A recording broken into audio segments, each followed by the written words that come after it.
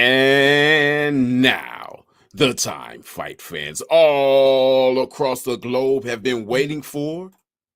It's the main card with your man, The Voice. As always, in the opposite corner, my mano y mano, my verbal sparring partner, Philly's finest, Wildress Ruffin. What's going on? Man, what a week, what a week. But you know what? It's smoke o'clock, voice, and we here. And it's time to get into it. We got some amazing things going on, but let me give my man, you know what I'm saying, my right-hand man, his introduction. The man, the myth, the legend. He's got another hat on, so ain't no halo over his head. How you feeling, voice? Oh, man. As I was sharing offline as we were getting ready, man, I am feeling real good. Fights are just around the corner, and I can't wait. I can't wait. Yeah, we got it's a lot to get into. It feels like, going into the end of the summer, we got a lot of big fights to get into. We got some championship bouts to cover, some WWE things to cover, NXT, and of course UFC. We're gonna talk about it. So, voice, let's get into it. KOs and low blows. All right. All right, now, voice, with Dana White's recent comments concerning the winner between the Jones and Stipe fight, the question has been, what's going to be next for Tom Aspinall in the heavyweight division? Recently, Dana White, speaking about John Jones and talking about the unification chances happening, he stated John Jones is no dummy. John Jones has a very high fight IQ. He knows what Aspinall's got, and he knows what he's about. He stated, "My worry is that with a win, one or even both of these fighters are going to be retiring afterwards. I think if Stipe wins, he probably retires. If John Jones wins, there's a chance that he might, but that competitive spirit he has and his desire to prove to the world that he's the best will probably make him come into it." And when they asked Tom said, "I have no idea, and I like to think that he would, but at this point, is John Jones even fighting Stipe? We don't even know. We don't have any idea." Tom stated, "Listen, John has got one win in the heavyweight division. I've got 8, all finishes. I'm not saying my resume is better than John Jones because it isn't. It's not close. He's way better than me, but as far as heavyweights go, I'm the best heavyweight in the world." Strong comments coming from Tom. So, voice, what are your thoughts on what Aspinall stated and the possibility that we might not even get the title unification that we're hoping for? I think that the hope for the title unification is more like a pipe dream. I Mhm. doubt very seriously that either one of these gentlemen, after the fight, will fight again. And honestly, with the way that Dana was talking, I think that was his way of trying to goad John into fighting again if he were to win. I mean, Stipe's last fight was against Daniel Cormier. And Daniel Cormier has been retired for a long, long time. Yeah. So, yeah, I mean, yeah, it's, or was it, uh, no, it was Ngannou. Either way it goes, Ngannou had to sit out for a year before he left the company, and it's been a long time for him too. So it's like, dude, just Stipe, this is a one and done for him, I believe. Like Mhm. with George St. Pierre when he came back and won the middleweight title. So win or lose, I don't see Stipe fighting again. Win or lose, I really don't see John fighting again either, especially because of this Stipe fight being pushed back. His body is now starting to betray him. And Mhm. John is the kind of person that, yes, he wants to compete, but he wants to win. And he wants to know that he is going to have every opportunity to win. After these camps and being out for the time that he's been and having the injuries and stuff that he's been dealing with, I think this is it for both of them again. I really think that Dana was trying to goad John by saying, his competitive nature. He's gonna want to come. It's like, okay, yeah, I am competitive, but we'll see.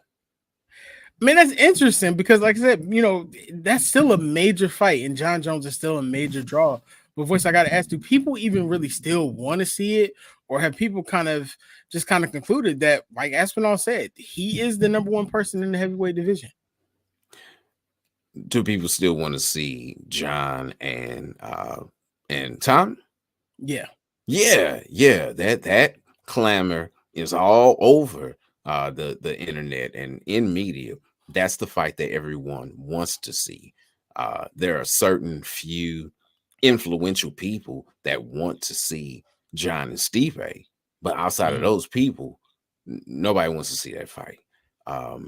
That they want to see Tom and John. That's what the people want.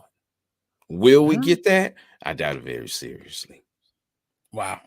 Okay, well, I guess we'll see. UFC always almost feels like a soap opera of some sort. Is the way that you talk about my professional wrestling. I feel like y'all got the same issues, man. Hey, well, they are both under the TKO banner, so take it for what it's worth. And MMA has always been a kissing cousin of pro wrestling. Speaking of pro wrestling, you were in the building for the Great American Bash recently. Tell us what the atmosphere was like, and outside of the main event, which Mhm. card do you think got the most support from the fans that were in the building? Man, you know what's interesting? I love WWE. Shout out to my people there, intern there, during my college days. Also, NXT is a different beast, voice. NXT is like those indie fans where everyone comes in and throughout the entire show, people are either on their feet or they're constantly cheering. It doesn't matter if Really? it's yeah, it doesn't matter if it's somebody who's like new and low on the card or if it's a championship match.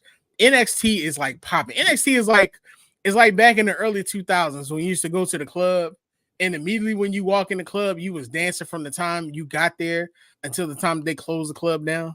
But I I don't know mean, it's nothing always about that. in I never went to the club, and if I did, it'd be the late '90s. But continue. it's always an amazing show no matter what was going on. And with the NXT TNA crossover that's happening, you never know what's happening. One of the great things, of course, the first match of the night was the Unholy Union versus Metaphor, and that was for the WWE Women's Tag Team Championships. They did not disappoint. Of course, they actually held on to that because those ladies are going to be facing Bianca Belair and Jade Cargill coming up soon in a rematch for that championship match that actually happened at the last pay-per-view. The Tony D'Angelo Heritage Cup Championship, it's always fun because it's like a three match in professional wrestling. So it's matches within the match. So it's literally Mm, like you have your first pin, your second pin, and if there's a need for it, there's a third pin. So the Heritage Cup is always fun.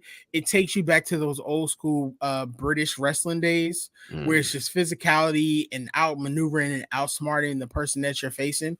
Another match that was actually great, and this tells you about the people's love for NXT, was Jada Parker versus Kendall Gray. Now, this wasn't a championship match.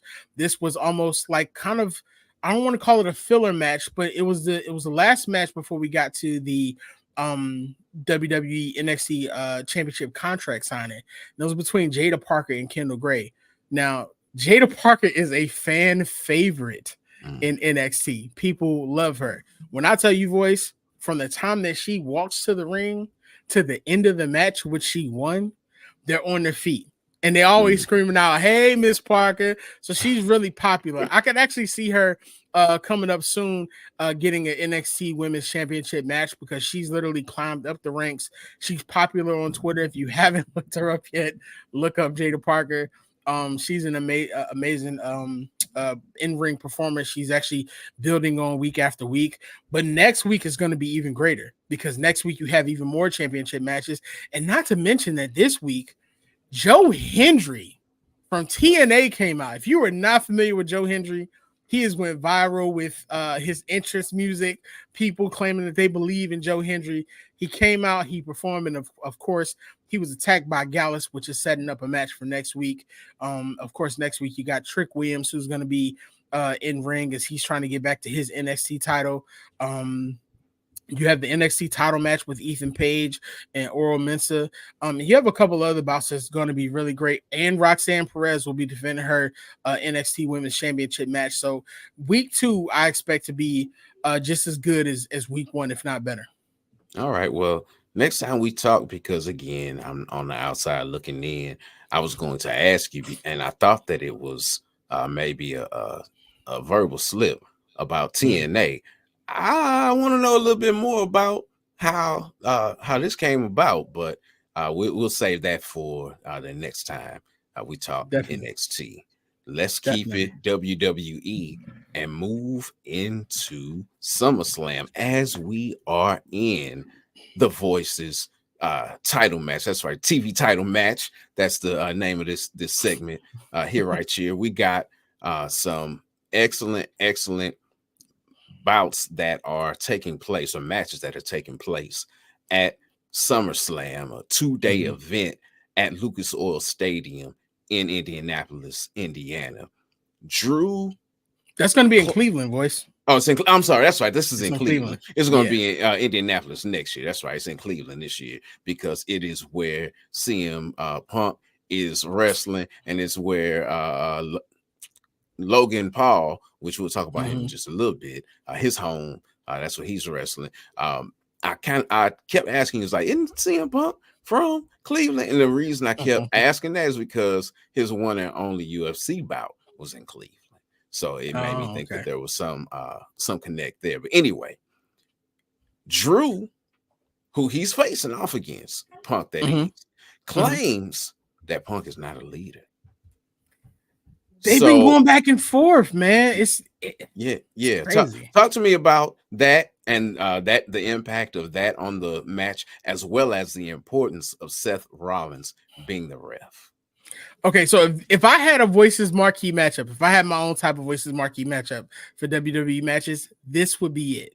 So Drew versus CM Punk has been going on for months. If you haven't been tuning in, you got to remember and understand this is going on for literally months. And Drew McIntyre from this has become one of the biggest heels in WWE, and his social media shows it. I mean, he's used his social media to literally go not only CM Punk, but Seth Rollins throughout this entire time. Now, what's happened is at WrestleMania, CM Punk literally came out, and during the bout between Drew McIntyre and Seth Rollins, he ended up costing Drew McIntyre his title because Drew was going overboard. So we're finally getting the match that we've been wanting to see as CM Punk returns from injury. But the big caveat here is that Seth Rollins is going to be the special guest referee. Why, you ask? Well, Seth Rollins was costed his WWE Championship match against from the Judgment Day, our current champion, against the current champion. He actually lost the match due to Drew McIntyre coming in, using his Money in the Bank briefcase. And then before Drew could win the match, CM Punk comes in, interrupts him, costs him another title. And of course, it's another loss. So now Seth Rollins is in the middle of it. These two are going to be fighting. They can't hit Seth Rollins as much as they want to, and this is the classic hater versus hater SummerSlam match that has the potential to literally be the match of the night. And I personally don't think it ends at SummerSlam. Okay, all right. Well, that's some good information. Now let's move to the main event between the American Nightmare, Cody Rhodes, and the current tribal chief, at least that's what he claims to be, in Solo Sikoa. And with those claims, he got coronated the other day. We saw the necklace that was placed over him, which is synonymous with becoming a tribal chief. Yeah. We haven't seen Roman. He's been out and about and living his best life. Well, does he come snatch the beads off of Solo's neck? Does he keep Cody with the title so that he can go back and claim it from him? Mhm. How does this go down? I'm excited for this match. This is one of two championship matches. The other is, of course, Damian Priest, who that name slipped my mind. I apologize. Damian Priest and Gunther. But this match is probably going to lead us into Survivor Series, believe it or not, which Survivor Series takes place in November. Now, this is for the WWE Undisputed Championship match. Cody has been the champion. Solo kind of took over the bloodline, and it's a bloodline 2.0. And these cats are vicious. You got Tama Tonga, Tonga Aloa, and Jacob Fatu, who has literally taken WWE by storm. Now, Roman, I believe, is in the shadows. And WWE always does a great job of foreshadowing what's going to happen. And if you've had a chance to see over the last few weeks, Solo has mentioned Roman's name a couple times, almost daring him to come back and take that tribal chief place that he had before. So could we see Roman show up in that championship match? I believe it's more likely than not. If not, then we'll see it the following week, which of course, my brother and I will be there for SmackDown. That's going to be taking place August 16th. That's going to be amazing. But I think we see it at SummerSlam. SummerSlam is always the setup away from WrestleMania that's going to take us into the next WrestleMania season. Actually, taking us into Royal Rumble season. So it's going to be great. And with Bad Blood coming up and Survivor Series happening, I personally believe that somehow this is going to set up a bloodline, a OG bloodline versus 2.0 bloodline in a Survivor Series match that I would be excited to see. And there's been some rumblings out there that there's more of the family coming. There's Hakaloa, who's from New Japan Pro Wrestling. He actually teamed up with Tama Tonga in a tag team there previously. And then you also have Zilla Fatu, who Zilla Fatu is the son of Umaga. And this man is vicious. And we're looking at the possibility of Jimmy Uso returning. Man, SummerSlam is going to be it. And that WWE Undisputed Championship match is going to set the table for a lot of things, boys. All right.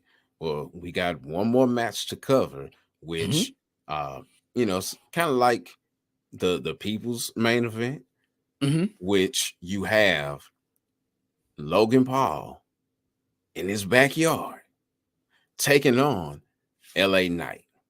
Now, we've talked about this offline, and I feel like, hey, you're at home. The best way to get over is to be at home and to win at home. But you think that it's time to take the Knight off of LA and put the crown on him? Talk to us about that.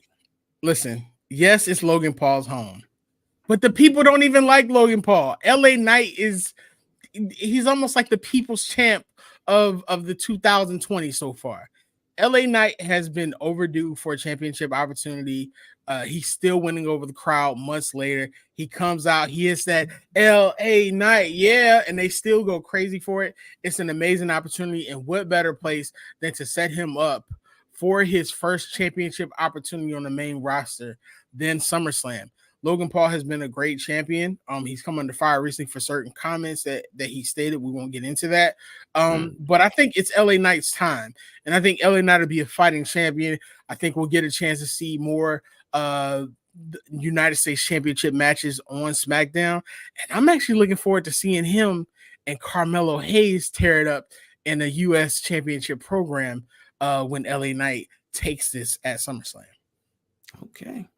Well, we shall see if your prognostication is correct. That's one of the real fun things about following pro wrestling is that it's scripted, or I should say, that there's a predetermined outcome, and it's kind of like watching a movie live taking place where something's going to happen and you think what's going to happen, and then you see whether or not what you believe to be the outcome will indeed be that. Definitely. All right. Well, fight fans, sit back, relax, and enjoy. We're going to take a little break, Ozell break, and when we come back, we're going to dive into Riyadh season in the U.S. as well as UFC in Abu Dhabi. It's the main card. It's not just about the love of the game. It's about dedication and commitment through the process and the patience to endure. There's joy in reaching your goals and peace in knowing you've done all you're supposed to do. Ozell brand. It's not just a brand, it's a lifestyle. Awesome. Welcome back. Shout out to the sponsor, Ozell brand. Make sure you're going out, man. You're getting your cleats. It's football season coming up, so what are you waiting for? Make sure you get your Bruce voice Royce and that was that royal blue voice. That Battlehawks blue, baby. Caw. I knew you was finna do that. Anyway, and I'll get my Battlehawks hat back today. It's on. All right. Well, from one battle hawk to a battler, this weekend, voice, Bud Crawford is stepping into the ring for his super welterweight debut against WBA champion Israel Madrimov, the Dream. He's going to be aiming to capture a belt in a 4th division. Now, while Crawford is focused on his steady climb, there's a lot of critics' voice who's questioning his decision to not immediately rematch Errol Spence, whom he defeated soundly exactly 1 year ago. Crawford actually addressed this, saying, for whatever reason, it didn't happen. So I had to move on with my career. The ultimate goal was to try to get the Canelo fight. That didn't happen. So we went to the next best thing. No matter what you do, they're going to criticize you. No matter who you fight, they're going to criticize it.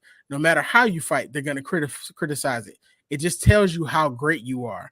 If nobody criticizes you, if nobody's talking about you, then that's a problem.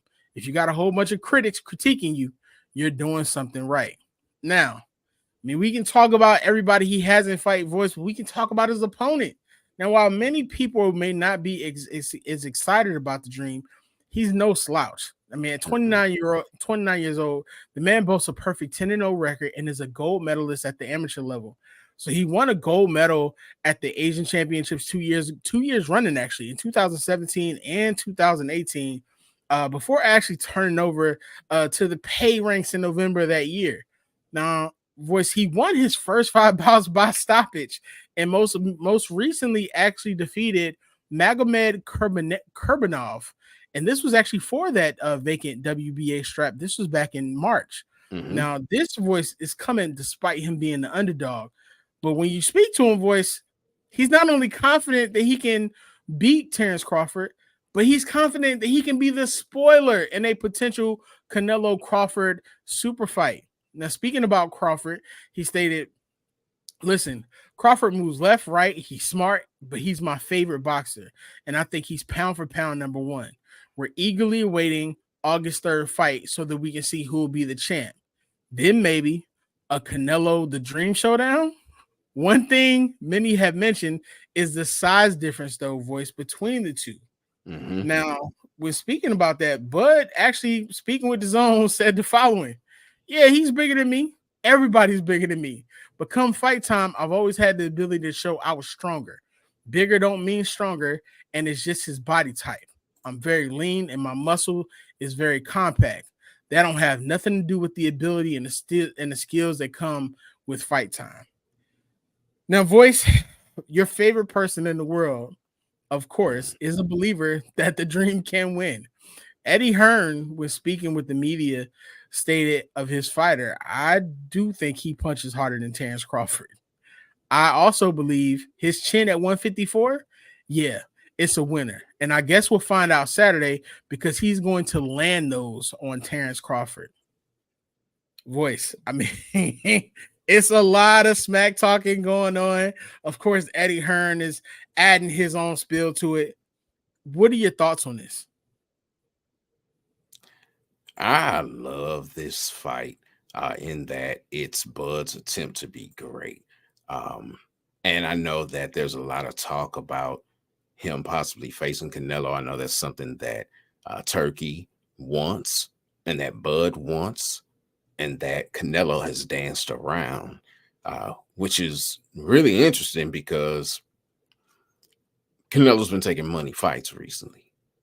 and there's no bigger money fight, and the odds are in his favor as he's facing someone who would have been coming up 2 weight classes like Charlo did last time, but for whatever reason, um, Canelo wants to go other ways. He's got a um, a fight coming up September 14th against Berlanga, but we're not here to talk about that right now. We're here to talk about Bud and Israel. Bud is riding a 9-fight KO streak, but again, as has been said, all of this has been at 147, not at and it's not all. I don't think even been at 147. May have been a couple 140 knockouts sprinkled in there, but nothing has been at 154 before. He did mention that it was difficult for him to get down to 147 when Spence was like, "Well, let's do it at 154." It's like, cool, because 147 ain't no punk. I'm having difficulty making it. He's getting older. You get older, you start your metabolism moves a little slower. And that metabolism moves slower, you pick up more weight. But he's never felt this kind of weight, at least not in a professional bout before. I'm sure he sparred with people that are heavier. That happens. I think I saw Tank sparring with Jared Anderson recently. So, do you fight heavier fighters in the gym? Absolutely. But sparring and fighting, 2 different things. Is this a bridge too far? This would be like his 4th weight class that he's fought at. Been undisputed at 3, and he kind of hinted to the undisputed nature at 154, which that's an excellent goal to have and something that I think is achievable, but it also shows a bit of a split focus for him. How you gonna be undisputed at 154 when you're talking about fighting Canelo at 168?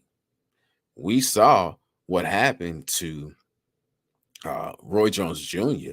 after jumping up a couple weight classes, putting on the muscle needed to do that, then trying to drop back down 2 different weight classes to fight again. He was never the same fighter after doing that.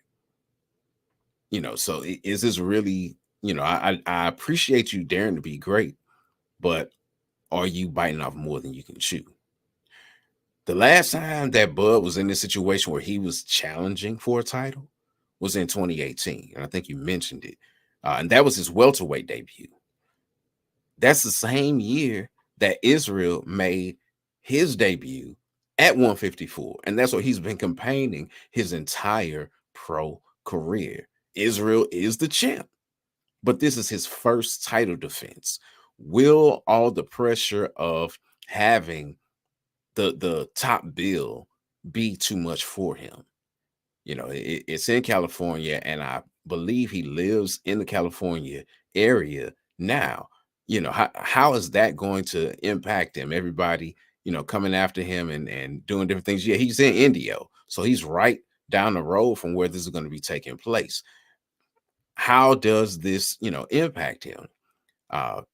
One thing I will say that is very interesting about this fight, people talked about Errol Spence's athleticism when he faced off against Bud Crawford. A lot of people are saying that this is the most athletic person that Bud has been in there against.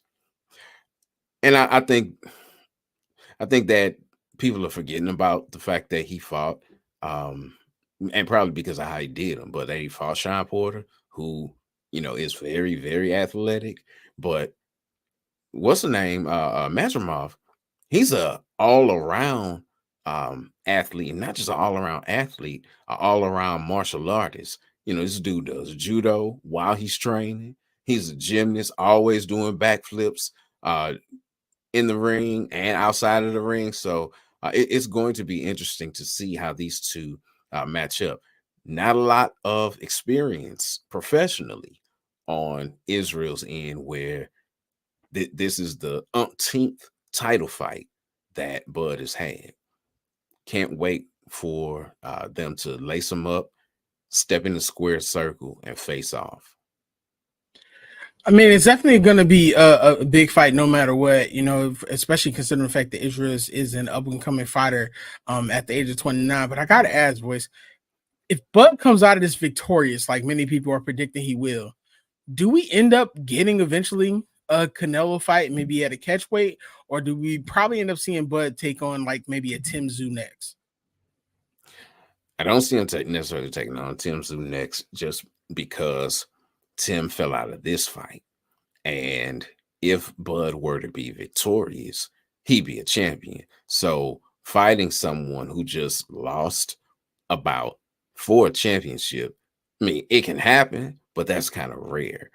If anything, I could see it setting up a unification bout with the winner of Spence and Fundora, which they're trying to set up another bout that's like, okay, how you gonna fight at a whole new weight class and have lost your last fight? But it is what it is.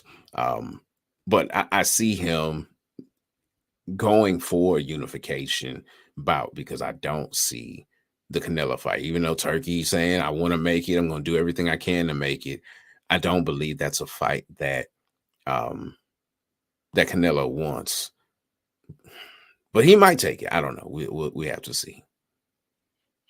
Well, it's going to be interesting. No matter what, at the end of the night, there's going to be somebody who has a loss in that loss column for themselves. We all know that Bud is undefeated. The Dream comes into this bout also undefeated with 10 wins, 7 of those by knockout. So that's going to be interesting. Make sure that you're following the Voice for that, because we know Voice is going to be tagging that one also with his commentary also. Now, Voice, wow. Most are seeing this Bantamweight Title Eliminator bout between Corey Sandhagen and Umar Nurmagomedov as only a title eliminator. Corey sees this bout as the perfect setup for a title shot that he's been preparing for over a year. But he isn't the only one. The Young Eagle has also stated he too was promised a title shot with a win in the main event from Abu Dhabi. Now, for Corey, Umar is just another major name on the list of opponents that he's faced and defeated since his decision loss to Peter Yan at UFC 267. Voice, I mean, this is a list of fighters in the top 10 of who's who, from Marlon Vera to Rob Font, and a TKO win over number 7 Song Yongdong. But to win, he first has to face an up-and-coming undefeated winner in Young Eagle, who, with an impressive skill set, many people have not wanted to fight, Voice. But Corey has been preparing for Umar for over a year. If you remember, the two were previously supposed to meet at UFC Nashville. Sandhagen, when actually speaking to CBS Sports, stated, when you're a fighter, a really well-rounded guy, you got to put in overtime hours. You got to be really sharp and precise going into fights like this. So I think it's going to bring out the best performance out of me. I think that I'm better than I've ever been, and I've got some years under me now. So when I get the experience and that edge, it's on me. While I do think it's going to be a tough fight, I think that I'm going to go home with the win. Now, Voice, for Umar, it's completely different. A win against Sandhagen potentially sets up a bout against a fighter. Literally, Voice, who, like we talked about, everyone has literally been ducking. Nobody has seemed to have want to take this fight on, and now finally getting the chance, he's literally looking to not only set up a bout with a fighter he has no love for, but there's a bit of animosity with Sean O'Malley. He's already looking forward to the possibility, Voice, of taking the title fight to him with a win. And speaking of O'Malley, he said it's never going to be close to Khabib and Conor because they have personal hate. He talked about my religion. He talked about my family, everything, including my father. I don't know. I see Sean's personality. He's not too dirty of a person to talk bad about my family or my religion. But if we will fight, it's Irish versus Dawson again. It's going to be interesting, but I think it's not going to be I just want to be him. I do want to take his title. I want to take his belt, and I want to make it personal. But for me first, I need to face Corey Sandhagen and a person who I feel is a great competitor. Now, Voice, I mean, It's exciting to think about. Two fighters who are literally there. And then when you look at where Young Eagle is, he's at number 10. I mean, Corey Sandhagen has already beaten, I believe, the number 4, the number 6, and the number 7 fighter. So what are your thoughts on this bout? I like the bout. I like the fact that Umar is getting the opportunity to really shine. Like he's in a position now where you can't duck him. You really can't deny him. He's there to fight the best people, and he looks to be like his brother Usman, who's a champion in Bellator, and like his brother cousin in Habib to hold UFC titles. So, I like that he's finally in the position to do that, because you're right. People have been ducking him. With the Sandman, Corey Sandhagen, you have someone who has been a bridesmaid, but, never a bride. When it came time to fight for the undisputed title in his title eliminator against Piotr Jan, he failed. When things were looking like he may go on to fight for the undisputed title again, when he was facing off against the now former champion and 145-pound fighter in Aljamain Sterling, Aljo locked up the rear naked choke from a backpack like within the first minute and called it. So he's fought for interim titles and not been successful. He's never fought for the undisputed title. But again, he's always been a bridesmaid, never the bride. In order to be the bride, he first has to defeat Umar, and that's no small task at all. So I like the fact that this fight is taking place. One thing that's really interesting about it, though, is Umar has an undefeated, or I should say, 100% rate for takedowns.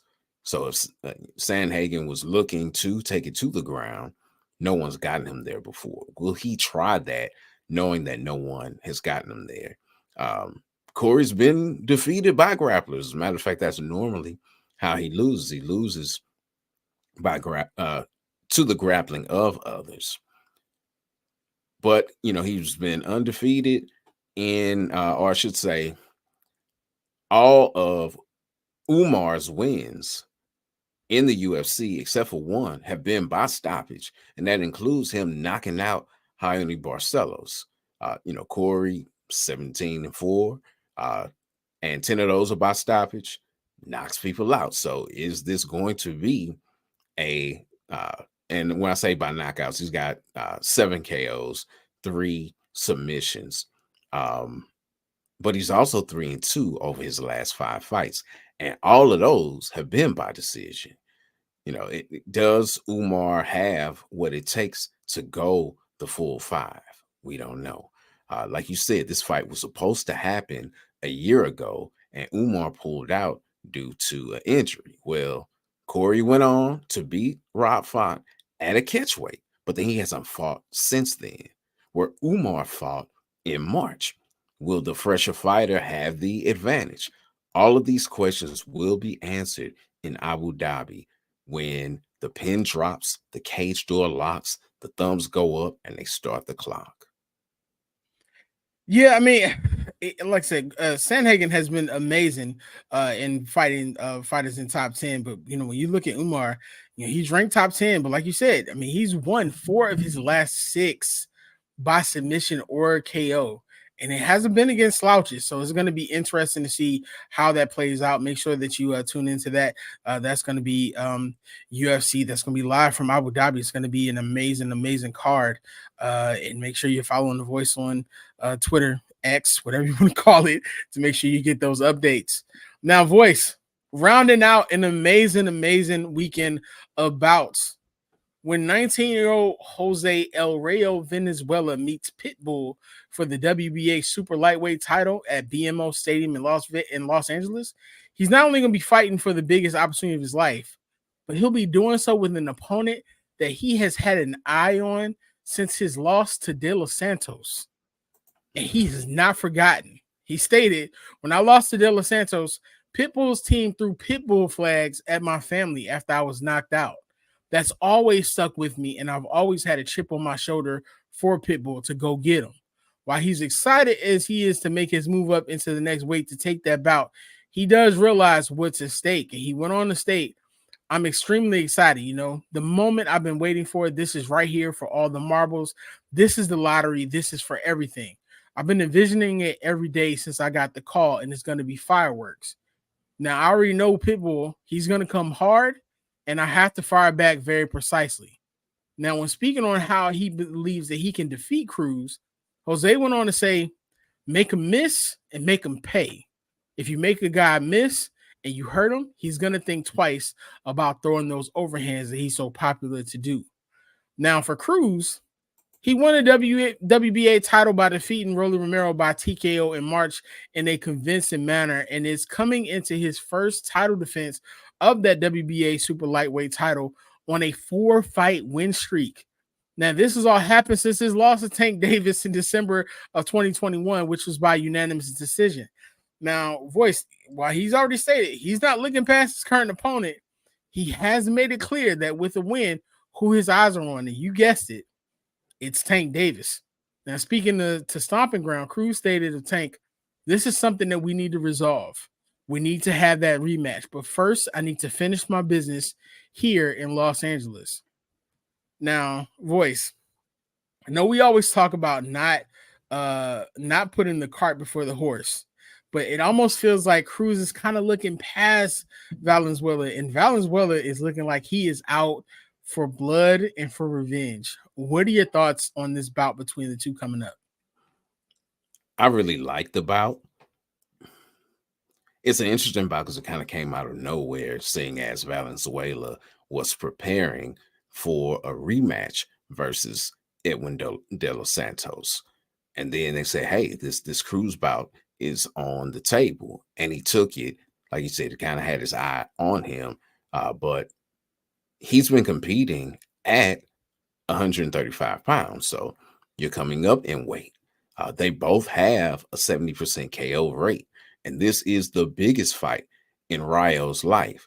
He said that he's stronger now at this weight, and that now that he's not focused on cutting weight, that he's been able to work on his skills more in camp. That's wonderful. And that's something that you hear about certain fighters when they are moving up in weight. They're actually able to develop their skills versus spending the entire time just working out to get the weight off. He said, being Valenzuela, that he's going to knock Pitbull out. And Pitbull's not happy about that. When they had the first meeting and the first face-off, Valenzuela went to shake his hand. He's like, I'm not shaking your hand. You said you're going to knock me out. It's like, okay. It's like, that's just my prediction. That's my opinion.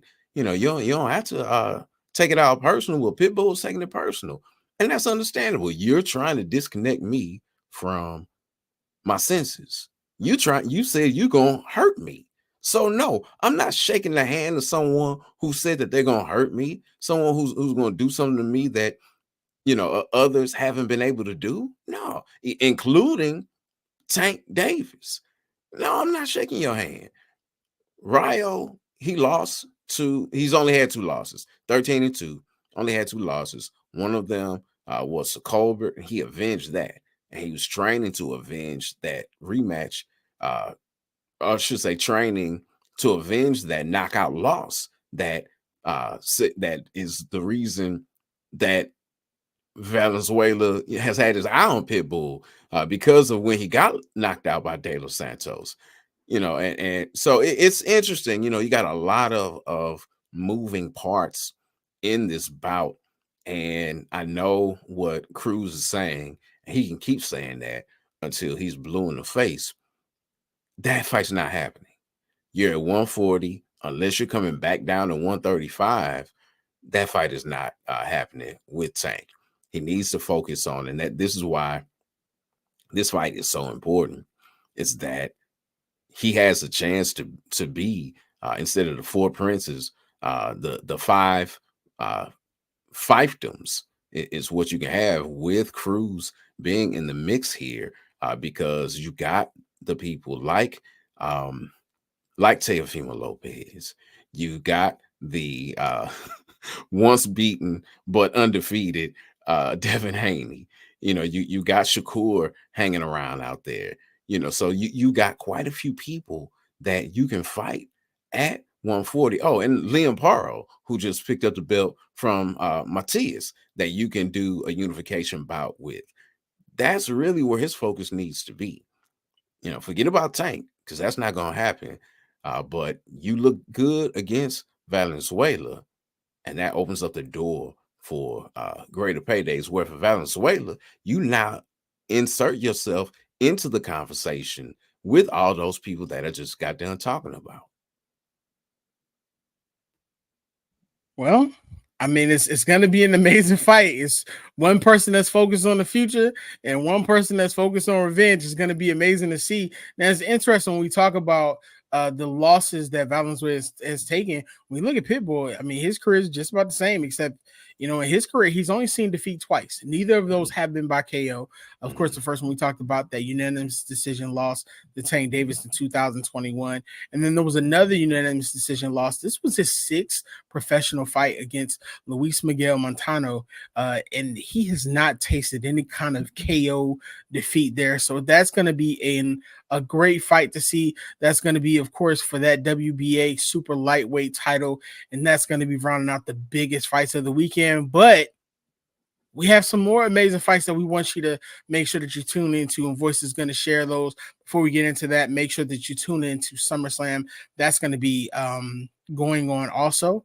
And next week, you have the second part of the Great American Bash that's going to be happening. And that's also going to be a bunch of title matches also, including 2 world title matches for the men's and women's title. Voice, tell us what other bouts we're going to be taking a look at this weekend. Riyadh season is in full effect, and whenever you have a Riyadh season card, it's usually jam-packed, and this one is no exception. This one may be one of their, well, I can't say it's one of their better cards. They've had some phenomenal cards, but they are rolling out the red carpet in LA. You've got 2 big babies fighting on the same card. Jarrell Big Baby Miller facing off against Andy Ruiz, who hasn't fought in about 2 years or so. Jarrell is going to push the pace and try to wilt Andy. Can he do that? We don't know. Andy can definitely inject himself into the heavyweight conversation with a big win over the big baby. But like I said, it's a card full of big babies. Our producer's favorite heavyweight fighter, Jared, the real big baby Anderson, is facing Martin Bacoli in what could be Anderson's most challenging bout to date. Then you have another one of Rick's favorites, Dakota Decheva, fighting in the PFL playoffs. You have the flyweight, I mean, not flyweights. Flyweights. I'm sorry. The flyweights fighting. And that's already got interesting because Liz Carmouche, who, everyone has been kind of angling for the Decheva Carmouche fight. Yeah, she missed weight. So we don't know what is going to happen. And it's not a given that Decheva is going to win in her bout. And then we have, the fans' favorite, the living, not that he's dead, but the living Chuck Norris, the man who's actually still fighting and having all the Chuck Norris type of jokes about him, Tony Ferguson, fighting at 170 pounds. He fought at 170 when he faced off against Diaz, but he fought at 155, in his last bout. So we'll see what happens with him there. But that's not all. If there was a Voices marquee matchup this week, it will be this fight right here. You've got Marlon Chito Vera coming in off of the loss to Sean O'Malley recently, facing off against Deuce DeGuerra, Figueiredo, who was a beast at 125, seemingly has carried his power and everything up to 135. If he is victorious over Vera, he's right there chomping at the bit to face off against the winner between O'Malley and I forget who he's facing off against, but he's fighting coming up soon. Whoever wins that bout, Davidson can be right there with him. But then also, if Cheeto wins, it gets him closer to another crack at the title. You got all of these wonderful things going on this weekend, as well as so many other fights that I haven't even mentioned on that Riyadh season card. It's a great time to be a fight fan. Definitely that Riyadh card, when they've been showing all the media scrum going on, it has been nothing but fireworks back and forth. Fighters who aren't even facing each other are throwing smoke at each other. So that's going to be an amazing card to watch. Ladies and gentlemen, thank you for tuning in again. Of course, the main card, man, is Smoke O'Clock. This is what we do for MTMV Sports. We are the fans. We just want to do the work so that you all can understand how exciting these bouts are from behind the scenes. Shout out to the full team.